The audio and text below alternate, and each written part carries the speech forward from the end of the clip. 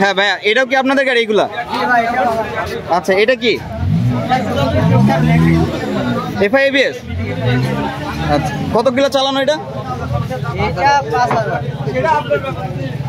কত দাম চাচ্ছেন? কোন জায়গার কাগজ?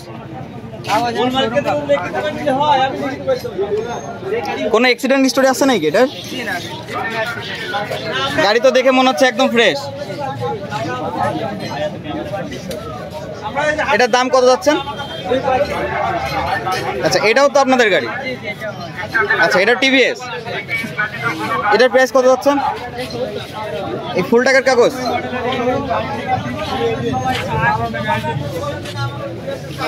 আচ্ছা, আমরা দেখতে পাচ্ছি এখন এসএফ